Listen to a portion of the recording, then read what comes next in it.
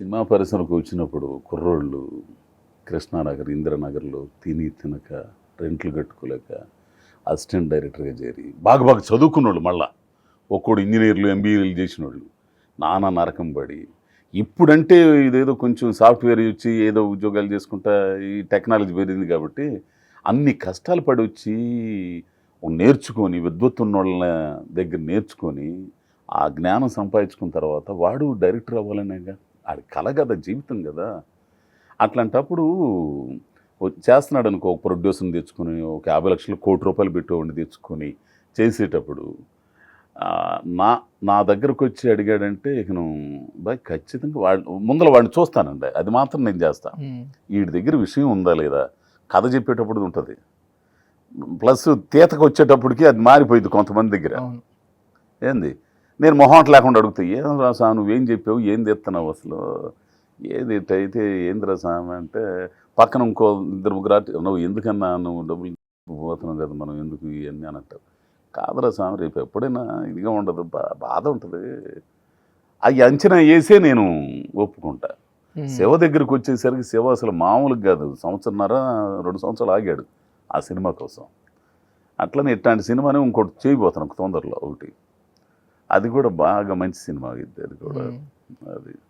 నేనైతే అట్లానే అంచనా వేసి చేస్తాను అబ్బాయి అంతేగాని ఈ తోకాలు ఉండవు అబ్బే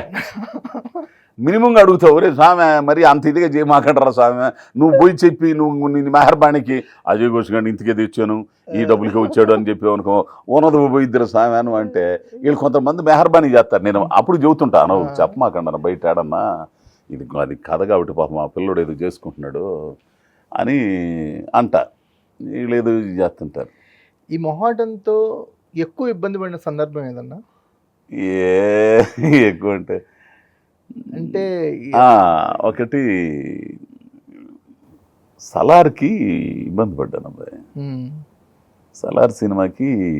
అంతా అయిపోయింది ప్రశాంత్ నీల్ గారు పిలిచి చూశారు అన్నీ చెప్పారు మనవాడు చౌదరి గారు అని చెప్పేసి కథ చెప్పాడు అనుకున్నాం ఆ డబ్బుల దగ్గర తేడా వచ్చింది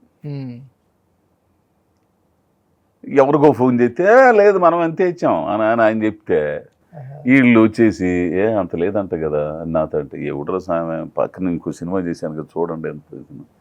సరేనని చెప్పి అడిగితే అది అది